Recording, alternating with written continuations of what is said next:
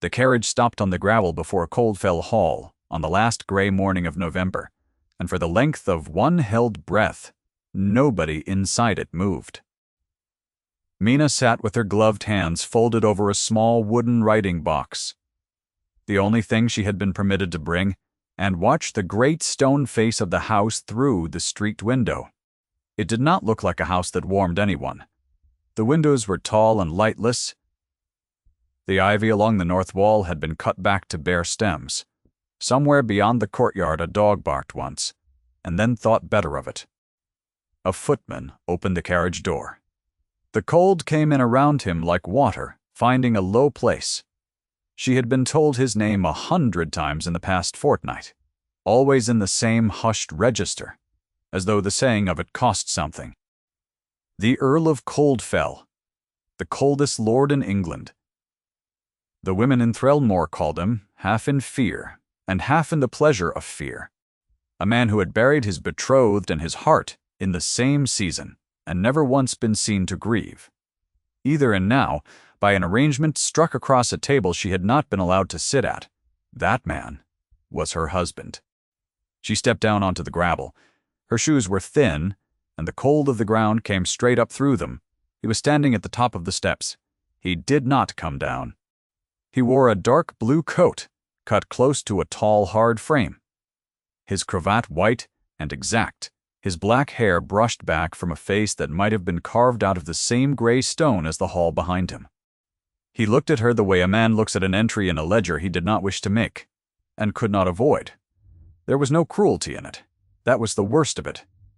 There was nothing in it at all. "You will be shown to your rooms," he said. His voice was low and level, and entirely without heat. "Mrs. Loveday will see to whatever you require. I dine at 7. You need not attend." Then he turned and went inside. And the door closed, and Mina stood alone in the courtyard of the house she had been sold into, holding her father's writing box against her chest as though it were a living thing. You may already be deciding that you know how this ends. Stay with me a little while. The woman on the gravel knew almost nothing yet, and neither, for all his stone, did the man at the top of the steps. She had not always been a thing that could be sold. Mina was the daughter of a Northumberland gentleman raised in a square stone manor, with a beech avenue and a trout stream, taught her letters and her sums, and by a father who loved the land more than he loved company, taught to read a drainage survey and a tenant's accounts as easily as she read a novel. Her mother had died when she was 9. Her father had filled the house instead, with maps and marl and the slow, patient work of making poor ground yield. When fever took him in her 23rd year, it took with it the only person who had ever looked at her and seen something other than an unmarried woman of small fortune. What it left behind was her brother Hugh and Hugh's debts. Hugh had her father's name and none of his patience. He had a fondness for cards and horses and the company of men who had more money than he did and meant to keep it that way. Within 2 years of inheriting, he had mortgaged the beech avenue, sold the trout stream, and run himself so far into the hands of a Newcastle moneylender named Hartop that the manor itself stood within a season of being lost. Mina had watched it happen with her father's account books open on her knee, doing the arithmetic Hugh would not do, knowing to the shilling how far they had fallen and unable to stop the falling. She had not known, until the very end, what Hugh intended to trade to save himself. There is a particular silence a woman learns when she discovers she has been bargained. Mina learned it in the cold front parlor of her own home, on an afternoon in October, when Hugh told her, not quite meeting her eyes, that the Earl of Coldfell had agreed to take her to wife and to settle Hugh's debt to Hartop in the same stroke. She was to be grateful. The Earl was a great man, vastly above their station, and the match was a charity Hugh had somehow secured. He spoke as though he had arranged a kindness. He did not say the word that fit the thing, and neither did she. But she felt the shape of it close around her like a fist. She asked him only one question. Does he know me? At all? Hugh looked at the carpet. He requires a wife, he said. He does not require to know her. So she came to Coldfell with a writing box, and her father's account books folded into the false bottom of it, because they were hers, and Hugh had not thought to look for them, and because a woman who has learned the shape of being sold learns also to keep something the sellers cannot count. Mrs. Loveday met her at the foot of the great stair. A broad, upright woman of perhaps 60, with iron-gray hair under a plain cap and a ring of keys at her waist that chimed when she walked. She did not curtsy too low or too little. She looked at Mina's thin shoes and her travel-creased gown and the careful set of her chin, and something in her own face eased by a degree, the way a frost eases at the edges before the sun has truly risen. "You will want a fire, my lady," Mrs. Loveday said, "and you will want it now, whatever his lordship says about the coal." It was the first kind thing anyone had said to her in 3 weeks, and Mina had to look very hard at the carved newel post for a moment before she could trust her voice to answer. The house she was given the run of, in the days that followed, was a house holding its breath. Coldfell Hall had been built to be grand, and was now merely large. Whole wings stood under Holland covers, the furniture shrouded, the shutters closed, the fires were lit late and let die early. The footmen were too few for the rooms they served. Mina, walking the long, cold galleries in the mornings while her husband shut himself in the muniment room with his steward, understood without being told that the Earl of Coldfell was not the rich man Threlmore believed him. Something was wrong with the money. She did not yet know what.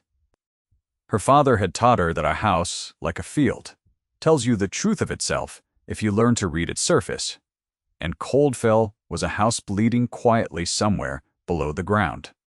The man she had married she saw at a distance and in glimpses.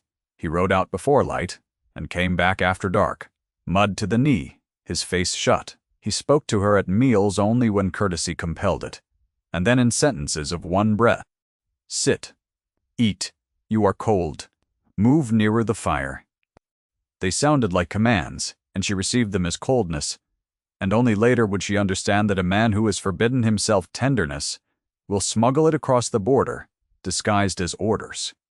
What she could not understand those first weeks was the grief in the house that no one would name.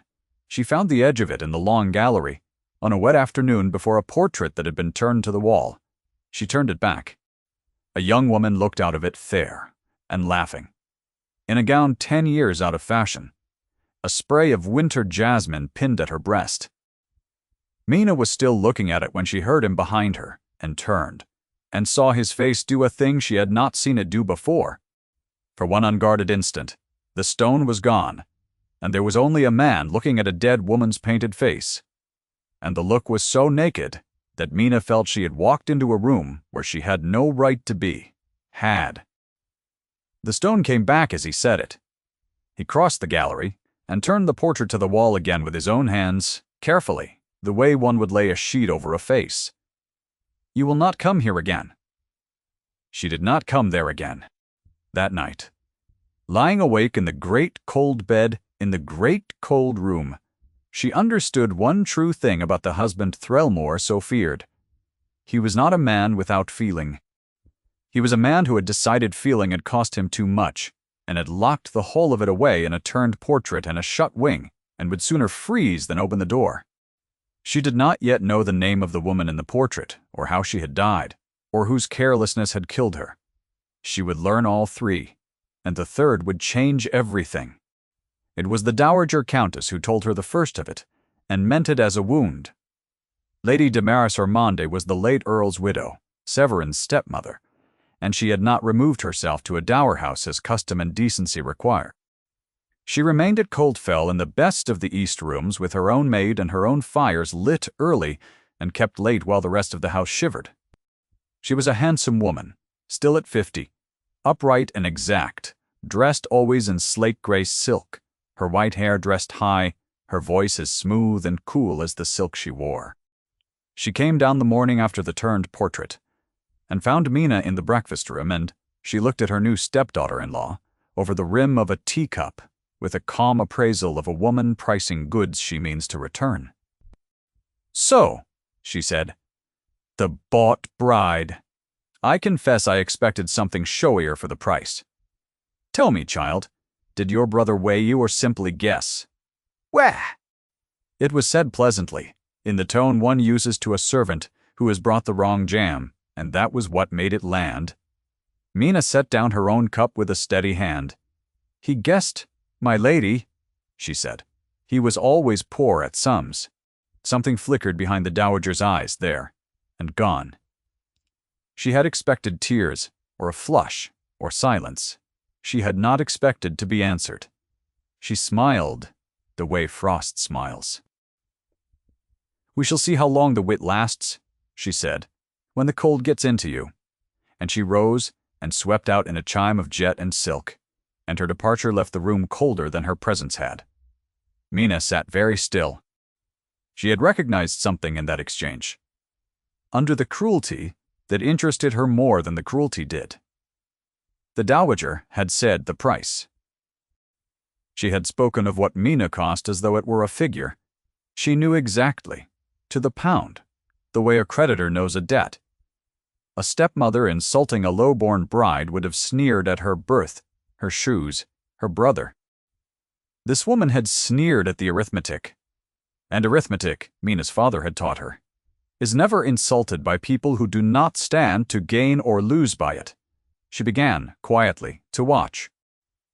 This is the part of the story I most want you to attend to, because it is the part the world got wrong. The world decided, watching from Thrillmoor, that the new Countess of Coldfell was a fortune-hunting nobody who had got above herself, and it was the dowager who taught the world to decide it. What Mina did in those gray weeks of December was not hunt. She read, end quote. She read the house the way her father had taught her to read A Failing Field, and what the reading told her was that the Earl of Coldfell was being ruined on purpose, and that it was being done by someone inside his own walls. The muniment room was kept locked. The steward, a thin, nervous man named Pennant, carried the key, and so did the dowager, which was the first thing that ought not to have been true, because the muniment room held the deeds and the mortgages and the surveys, and a stepmother with no legal interest in the estate has no business with the key to its papers. Mina noticed it the way she noticed everything, and said nothing, and waited. Her chance came 2 days before Christmas. Pennant fell ill of a quinsy, and kept his bed. And in the confusion of a household with too few hands, the muniment room went a single afternoon unwatched, its key left in the housekeeper's care. Mina asked Mrs. Stree Loveday plainly for the loan of it. Mrs. Loveday looked at her a long moment. She had watched the dowager keep her fires lit while the kitchen maids chilblained their hands. She had watched her young master shut himself smaller every year. She had watched this thin, sharp-eyed bride answer the dowager's frost with frost of her own, and never once weep where weeping could be seen. "There is a great deal of dust in there, my lady," she said at last, and put the key in Mina's hand. "You will want to be careful what you breathe." What Mina found in the muniment room took her the whole of that short afternoon, and most of it she did not understand until she had set her father's account books open beside the estates. 2 things, though, she understood at once. The first was a survey of the Coldfell lands, recent, signed by a surveyor named Aldworth, valuing the estate at very near 3 times the sum at which it now stood mortgaged. The second was the mortgage itself drawn in favor of the Newcastle house of Hartop, the very moneylender to whom her own brother had owed his life. The figures on the mortgage and the figures on the survey did not agree. They did not even quarrel. They came from 2 different worlds, and the difference between them, the great impossible gap, was the exact size of a fortune that someone meant to take. She copied the survey. She had no time and no proper paper. So she copied its figures, and its metes and bounds, and its surveyor's signature, onto the flyleaves of her own account books in her own small hand, working fast in the cold, her breath smoking. She put everything back as she had found it, brushed the dust where her sleeves had cleared it, locked the door, and returned the key to Mrs. Loveday with steady hands and a thudding heart. That night, for the first time, she did not receive her husband's cold commands as coldness. She watched him across the long table, this man being quietly robbed in his own house, and she felt the first dangerous warmth of something that was not pity, and was not yet anything she would name. He did not know. Whatever was being done to him, he did not know it. A man does not turn his dead love's portrait to the wall and then calmly permit a thief to empty his house. He simply had not looked. Grief had made him stop looking, and someone had counted on exactly that. She had meant to tell him at once. She found she could not. Not yet, because she had nothing he would believe but a child's copy of a survey on the flyleaf of a book her brother had tried to sell, and a suspicion against a woman whose word stood higher than her own in every house in the county. She needed the original. She needed the surveyor. She understood, with a sinking certainty, time. And time was the one thing the dowager would not give her, because the dowager had seen her watching. The blow, when it came at the Threlmore assembly on 12th night. And the dowager had built it carefully, and it nearly worked. The county gathered that night in the long assembly rooms above the Threlmore market. The gentry of 3 parishes in their best, the candles doubled in the glass, the fiddlers tuning. It was Mina's first appearance among them, and she came on her husband's arm in a gown of soft green that Mrs. Loveday had let down and made over from the wardrobe of the woman in the portrait, because there had been no money for a new one, and Mina had asked gently, and the Earl had gone very still and then said in a voice like a closing door that she might wear what she pleased. He had handed her into the carriage. He had not spoken the whole way. Yet when a wheel had jolted them at the bridge, and her hand had flown out to steady herself, he had caught it and held it 1 heartbeat longer than the jolt required, and let it go. The dowager was waiting for them in the assembly rooms, and beside her stood a young woman Mina had not met, fair and richly dressed in rose silk, with a small, triumphant mouth, Miss Lisbeth Carroway, the dowager's great-niece, brought up from the south for the season, the granddaughter of a Hartop on the female side, though Mina did not learn that last fact until later. The whole room had arranged itself, without quite knowing it, around a story the dowager had been telling for a month, a story in which the late Earl's portrait wife had been the true mistress of Coldfell, and Miss Carroway was the sweet, correct young woman who ought by rights to have followed her. And the new countess was a grasping nobody bought out of a debtor brother's ruin to disgrace. The name Mina felt the story before she understood it. She felt it in the way the dancing thinned around her, in the half-turned shoulders, in a laugh cut off when she came near to the season. She was already decided. She was the bought bride, the upstart, the fortune hunter, and she had not yet said a word. The dowager let the evening ripen. Then, near 11, with the rooms full and the candles low and the Earl drawn off to the card-room by an old neighbor, she struck. She did it with a cry, a small, sharp cry of distress, her hand at her throat.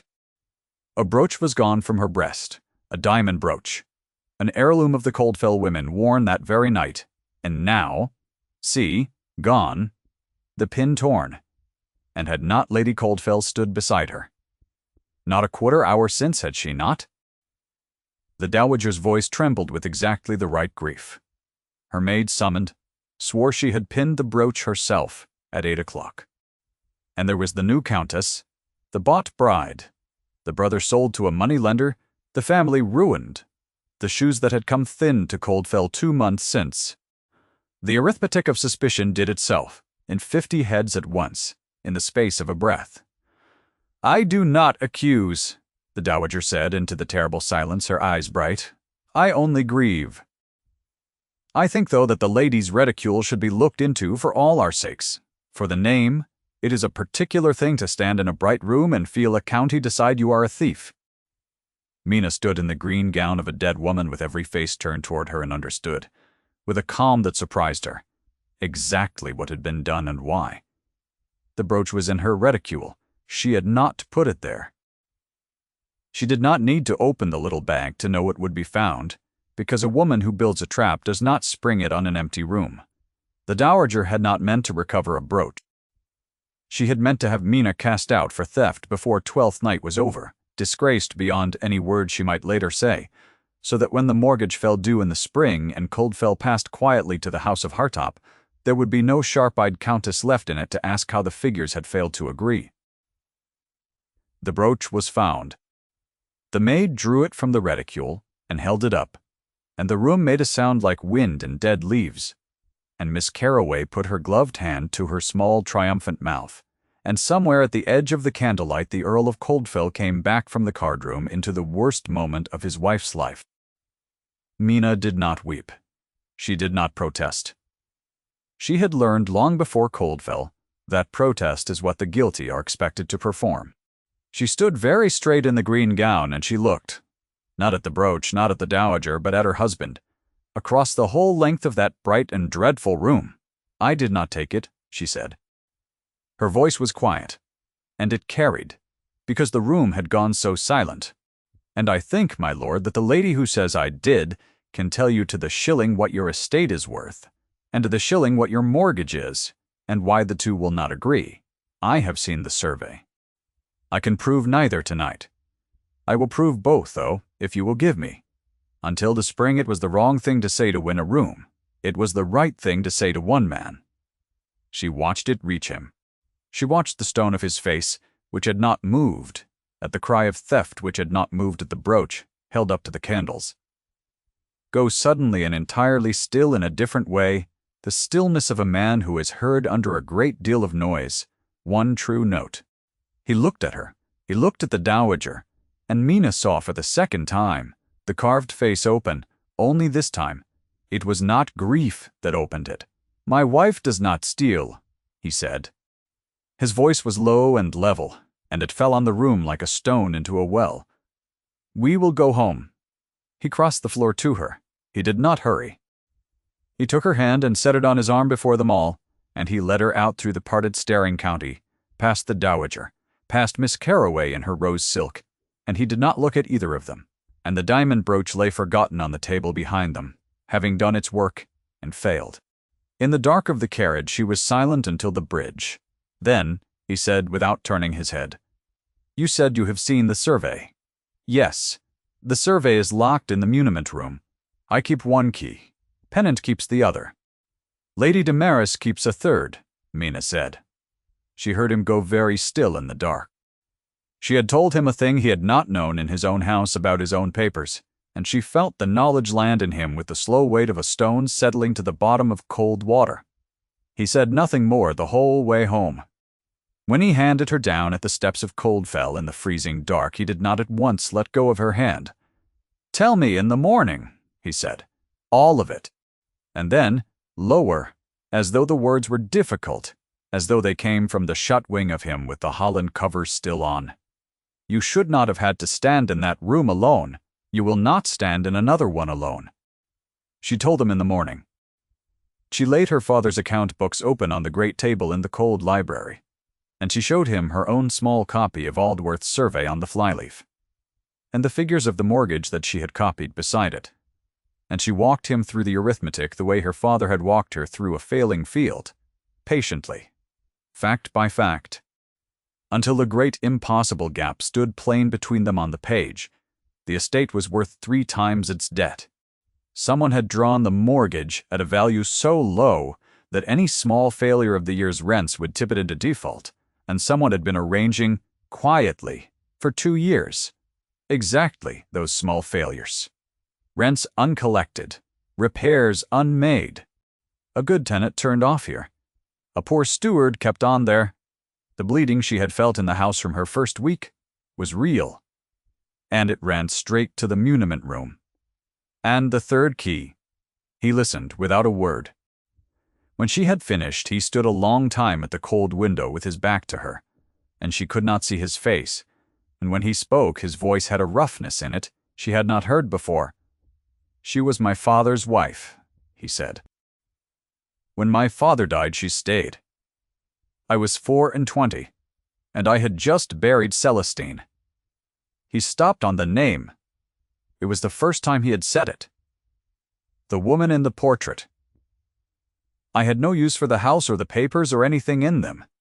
I gave her the run of it because looking at any of it was looking at the day Celestine died, and her carriage that overturned on the Threlmore Road in the ice, the carriage my stepmother had ordered out against the coachman's warning because she would not miss a card party. I have blamed myself for 2 years for not stopping that carriage, I never once thought to blame the woman who ordered it." He turned. His face was terrible and open. I stopped looking, and she counted on it. "Yes," Mina said gently. "She did. Why did you not tell me at once?" "Because I had a child's copy of a survey, and a suspicion of a great lady, and you had no reason on earth to believe me over her. I needed the original. I needed Aldworth himself to swear to it. I needed time, and she meant to take the time from me by having me thrown out as a thief." Mina looked at the books on the table, at her own cold, stiffened handwriting. She nearly did. He came around the table to her. The morning light was thin and gray on his face. "What do you need?" he said. "To prove it. Not by spring now." So they began, and this is the part the world never saw. The part that happened in cold rooms with account books, and not in bright ones with diamonds. They needed the original survey, and it was in the muniment room behind the Dowager's key. And the Dowager, who had felt the room turn at the assembly when the Earl led his wife out past her, knew now that her time, too, was short. She moved first. 3 days into January, while the Earl was at the assize town raising the matter of the mortgage with his own attorney, a fire broke out in the muniment room. It was caught quickly, because Loveday, who had taken to walking that corridor at odd hours since the assembly, smelled the smoke and roused the house. When the smoke cleared, the box that held the original survey of Aldworth was a box of ash, and the Dowager stood in the gallery in her gray silk and grieved prettily over the carelessness of servants with candles. She had burned the proof. She had the foresight to fabricate the ruin, and she had the foresight to protect it, and she believed, watching the ash, that she had won. She did not know that Mina had copied the survey onto the flyleaf of a book her brother had not thought worth selling. She did not know that the surveyor Aldworth was a careful man who kept his own field books, the rough originals from which every fair copy is drawn, in a press in his own house in the assize town. And she did not know that the thin, nervous steward Pennant, whom she had coerced for 2 years with a debt of his own she held over him, had heard from the kitchen that the new countess had stood up at the assembly and named the very figures he had been forced to falsify, and had lain awake every night since with the weight of it, and was, in his quiet, frightened way, looking for a door out. Mina found that door for him. She did it not with threats, but with the one thing the Dowager had never offered him, which was the simple assumption that he was a decent man caught in an indecent place. She sat with Pennant in the steward's room over the estate ledgers, the real ones, and she did not accuse him. She asked his help, as one keeper of accounts to another, to understand how the rents had been made to fail. And the gratitude of a frightened, honest man, once it is given, is the most thorough thing in the world. He told her everything. He gave her the false ledgers and the dates the Dowager had ordered the figures changed. And he agreed, white-faced and steadier than he had been in 2 years, to swear to all of it before the Earl's attorney. The Earl himself rode to Aldworth's house in the assize town, and came back 2 days later through a thaw and a hard frost, with the surveyor's own field books in his saddlebag, and Aldworth riding beside him. A stout, deliberate man who had been wondering for a year why no one had ever paid him for his survey, and was very willing indeed to swear what it had truly said. The original was ash. The field book it was drawn from was not. And the figures in Mina's small, cold hand on the flyleaf matched the field book to the rod and the shilling. The case built itself out of these things, fact upon fact, the way her father had built a field out of marl and patience. A surveyor's field book, a steward's sworn account, a copy made in a locked room by a bride. Everyone had named a thief. A mortgage drawn in favor of a moneylender whose granddaughter had been seated at the Dowager's right hand at the assembly. By the end of February, it was no longer a suspicion. It was a chain, and every link of it would hold. And in those weeks of building it, something else built itself, quietly, in the cold rooms where they worked. The Earl of Coldfell had married a woman as a transaction, and discovered, ledger by ledger, that she was the most exact and fearless mind he had ever sat across a table from, and that she had taken his ruin upon herself before he had given her one kind word and had nearly been thrown out as a thief for it without complaint. He found himself ordering fires lit in rooms she liked. He found himself unable, at meals, to look anywhere but at her face. The cold commands gave way, slowly, to other things. Eat, you have not eaten. Then, one evening, lo, I am glad you are not a showy woman. Your wit would have been wasted on a showy woman. Once when she fell asleep over the ledgers near midnight, he carried a candle to where she sat, and did not wake her, and stood a long while in the doorway, and when Mrs. Loveday found him there, he said nothing at all. And Mrs. Second Loveday, who had served the house 30 years and seen it freeze, smiled to herself, and went quietly away. Mina felt it too, and was afraid of it, because she had come to Coldfell as a thing that could be sold, and a thing that can be sold learns not to want, since wanting is only a longer road to being taken. She told herself it was the work.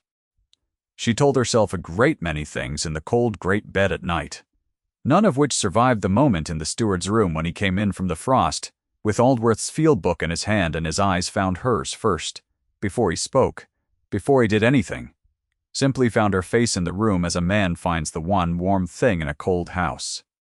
The reckoning came at the spring assize, in the same assembly rooms above Threlmore where the dowager had made her a thief, and the Earl arranged that it should be there, because a verdict rendered in the same arena where the false one fell carries a weight no private settlement can match. He did not arrange a trial. There was no need of one, and to drag the matter through the public courts would have shamed the name he had been brought up to protect, and would have served only his own anger. He arranged, instead, a reckoning the county could witness and understand.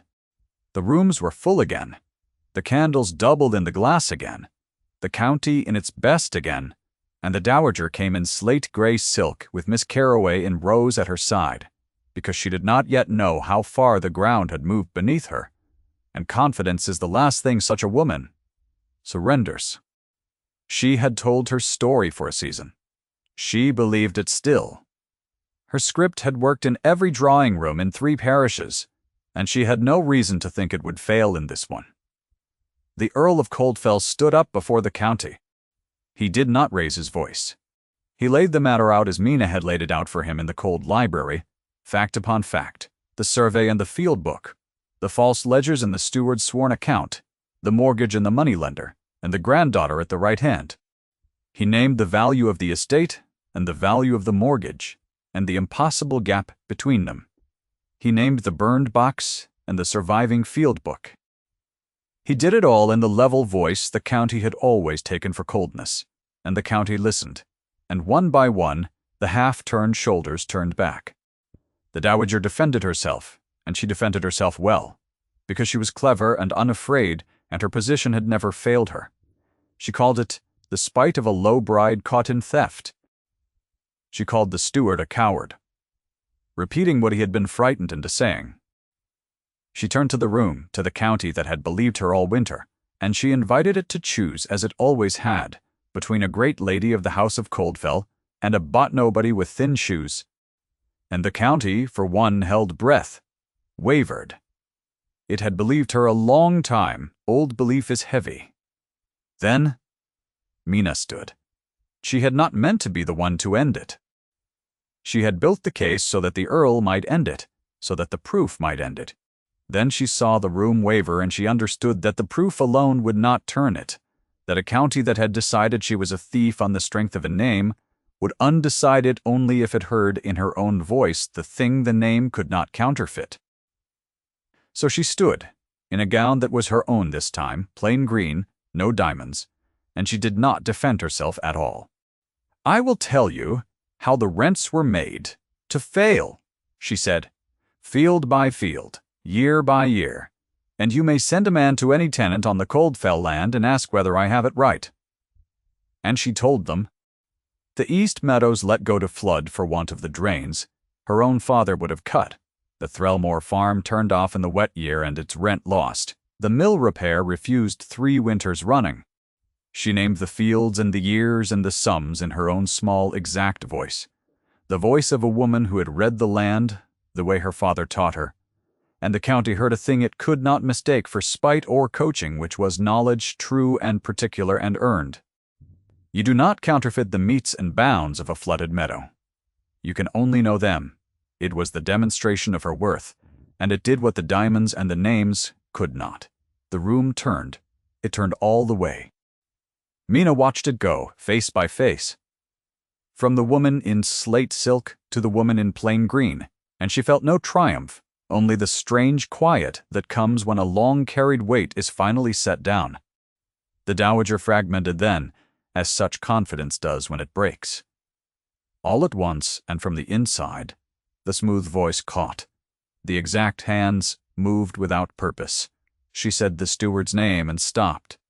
She said something about the carriage, the Threlmore Road, the ice, a thing no one had mentioned, and the county did not understand it, but the Earl did, and Mina did.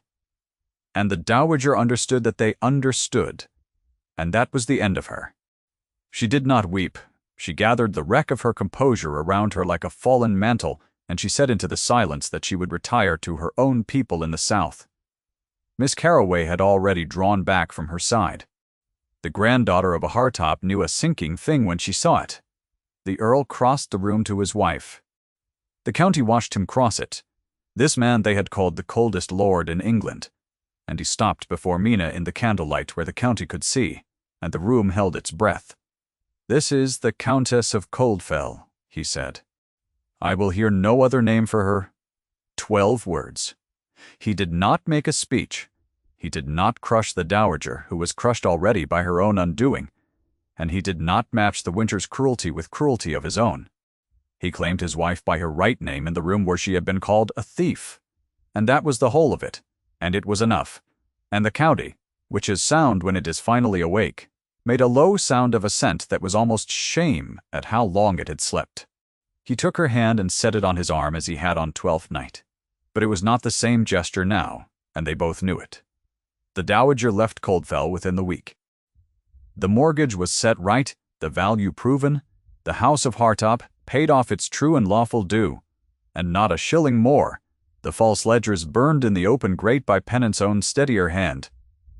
The estate, which had been bleeding 2 years, began the slow work of healing that Mina's father would have recognized, the drains cut in the east meadows, the mill mended, the Threlmore farm offered back to its old tenant.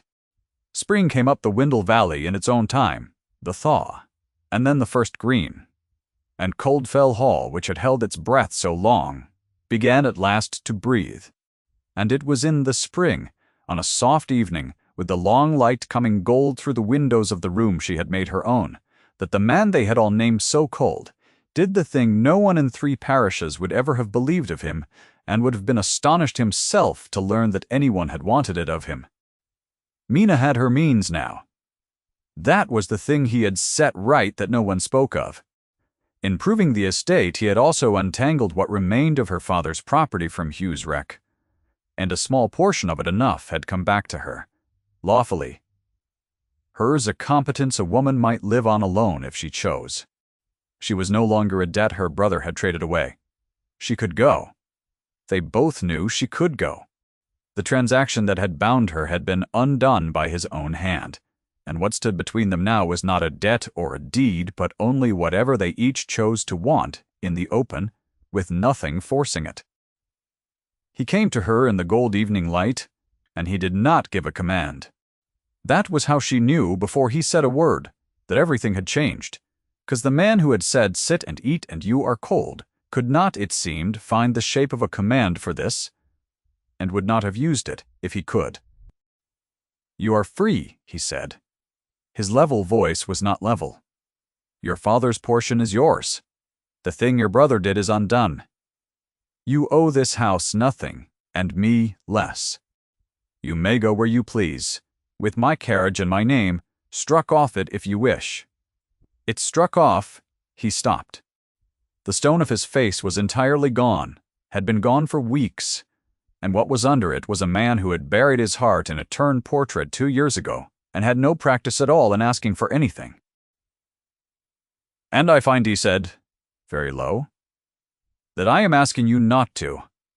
I, who have no right to ask you for anything, am asking you to stay. not as a wife who is bought, as a woman who chooses it. I will ask every spring of my life if I must stay. It was as near to begging as such a man could come. And it was begging, and they both knew it. And Mina, who had taught herself for years not to want, because wanting was only a longer road to being taken, found that the road had run somewhere else entirely. "You need not ask every spring," she said. Her own voice was unsteady now. "Once will do." He crossed the last of the floor between them. He did not seize her or sweep her up or perform any of the things the season would have performed. He took her face in both his hands carefully, the way he had once laid a sheet over a painted face. Only this was the opposite of that. This was a man uncovering a thing he had decided never to look at again. And he kissed her, slow and full of promise and nothing else. Later, much later, in the warm dusk, she found that the portrait in the long gallery had been turned to face the room again, and that beneath it, on a small table, someone had set a spray of winter jasmine, the same flower the painted woman wore, the first of it from the south wall where the ivy had been let grow back. He had not hidden the dead. He had simply at last made room beside them for the living. Mina stood before the portrait of the woman he had loved and lost, and felt no jealousy, only the quiet of a house that has stopped being a tomb. And she understood that a heart which has learned to grieve so deeply is a heart that once opened will love without stint. She went to find her husband. He was in the library where they had built the case together through the winter, and there was a fire lit, a generous one. The coal no longer counted, and the long light lay gold across the floor where she had once fallen asleep over the ledgers. Her father's writing box sat on the table open, the false bottom empty. Now its secrets all spent in the open air, where they had done their work. On the desk lay the estate ledgers, the true ones, in the black with the spring rents she had reckoned herself, and beside them, where a pianoforte stood that had been silent since the year of the portrait, the lid was up, and a sheet of music lay open at a phrase left unplayed for 2 years. She crossed the room and sat and played it, the unfinished phrase, the whole of it through to its end at last, slow and warm and sure. And her husband stood in the doorway in the gold light and listened to the cold house finish a song it had stopped in the middle of, and did not say a word, because there was nothing left in him that needed saying. If Mina's winter moved you, stay a moment, in the warm with her, and remember her this way. At the pianoforte and the spring light, the song finished, the cold gone, the door of the shut wing standing open at last. The coldest lord in England never was cold. He was only a man who had locked the door against the cost of loving, and a woman they had sold to him taught him, fact by patient fact, that the cost was worth the paying. Thank you for staying with her until the end.